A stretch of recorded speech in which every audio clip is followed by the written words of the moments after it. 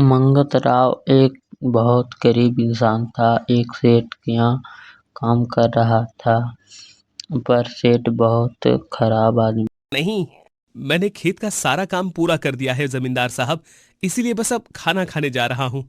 नहीं नहीं, पहले तू जाकर सारा सामान मंडी में पहुंचा कर आ, उसके बाद आकर खाना खाइयो। लेकिन मालिक, मंडी में सामान पहुंचाने का काम तो रघु का है।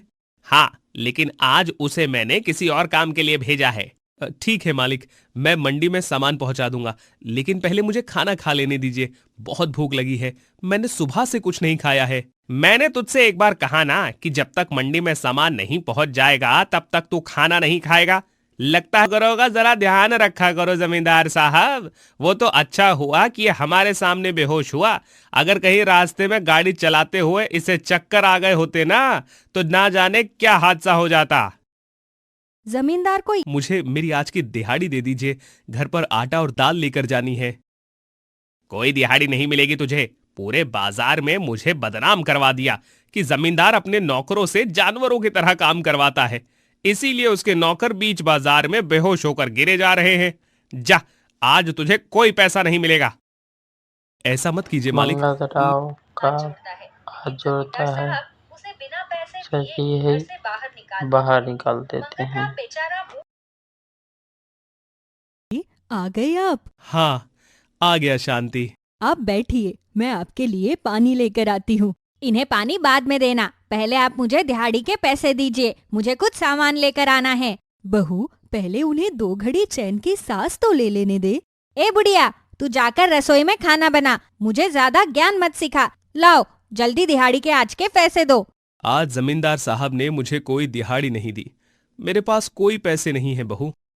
क्या कहा? आज तुझे दिहाड़ी नहीं मिली? मुझसे पैसे छुपाने के लिए झूठ बोल रहा है बुढ़े। आने दीजिए सतीश जी को, बताती हूँ उन्हें। मंगतराम के बहू बेटे बड़े ही बेकार थे। मंगत वे राव का मंगतराम से बहू उसके बेटे सारे बहुत कमाए हुए खराब पैसे थे छीन और लेते थे जितने और कमाए शांति से घर का सारा पैसे काम करवाते थे। और उससे मंगतराम और उसकी खाना पत्नी अब अपने बनवाते बहू थे बेटे और से बहुत बहुत ही परेशान तंग आ हो गए गए थे। थे। शाम होते ही मंगतराम का बेटा घर आया तो उसकी बीवी ने उसे उसके पिता के खिलाफ भड़काना शुरू कर दिया। रात को सब लोग जैसे ही खाने के लिए बैठे, बहू, तूने मुझे और शांति को खाने की प्लेट क्यों नहीं दी? क्योंकि आज घर में आप दोनों के लिए कोई खाना नहीं बना है। ये तुम क्या कह रही हो बहू? मैंने अपने हाथों से सबके लिए खाना बनाया था। लेकिन अब वो खाना आप दोनों को नहीं मिलेगा। इन्होंने जानबूझकर आज अपनी दिहाड़ी के पैसे मुझे नहीं दिए। अगर आज मैंने तुम दोनों को खाना दे दिया तो तुम तो मेरे सर पर ही चढ़कर बैठ जाओगे। आज के बाद याद रखना, अगर फिर से ऐसी चालाकी की तो अंजाम इससे भी बुरा होगा। ये तू क्या कह रही है बहू? और तू इसकी बातें चुपचाप बैठा हुआ सुन रहा है? ये तेरे माँ बाप से इस तरह व्यवहार कर रही है, तू इसे कुछ कहता क्यों नहीं? वो जो कह रही है बिल्कुल ठीक कह रही है। ये घर मेरा है, और अगर आप दोनों को इस घर में रहना है तो मुझे पैसे कमा कर देने होंगे, वरना आप लोगों की। ऐसी बातें सुन के वो दोनों अपने आंगन में सोने चल जाते हैं और कुछ दिन बाद उन रमपत राव का तबीयत खराब हो जाता है और उससे पैसे मिलने ना मिलने पर उसके बहू बेटे धक्के मार के भगा देते। कह रहा है बेटा, जिस माँ बाप ने तुम्हें पाल पोस कर इतना बड़ा किया, आज तुम अपने माँ बाप को धक्के मारकर घर से बाहर निकल रहे हो। कुछ और नहीं तो कम से कम अपने पिता की तबीयत के बारे में सोचो। उन्हें ऐसी हालत में मैं लेकर भला कहाँ जाऊंगी? वो सब हम कुछ नहीं जानते। अपना बोरिया बिस्तर उठाओ और निकलो यहाँ से। मंगतराम, सुनिए जी, आपकी तबीयत ठीक नहीं, आप यहाँ बैठकर आराम कीजिए। तब तक मैं जंगल से कुछ फल खाने के लिए लेकर आती हूँ। शांति, गीत सुना आपने? मैं जब भी जंगल में फल लेने जाती हूँ तो इस कोयल का गीत सुनकर मुझे बहुत अच्छा लगता है।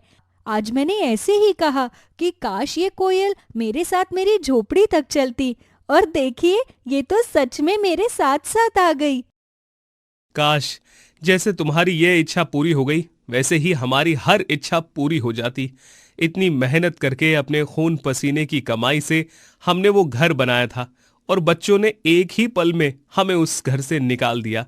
आज बुढ़ापे में हमें इस झोपड़ी में रहना पड़ रहा है। मैं तुम्हें कुछ बीज देता हूं, तुम उन्हें जाकर उनके आंगन में बो दो। इस बीज से उगने वाले जादुई अंगूर उनकी सारी मुसीबतों को हल कर देंगे। तुम्हारा बहुत बहुत धन्यवाद जादुई अंगूर। अगले दिन जब शांति अपने आंगन में आती है और अंगूर का पेड़ देखते ही चिंतित हो जाती है और फिर सोचने लगती हमारे है। आंगन में इतने सारे अंगूर कहाँ से आ गए? मैंने तो यहाँ पर कोई बीज भी नहीं बोए थे। उन अंगूरों को देखकर शांति उन्हें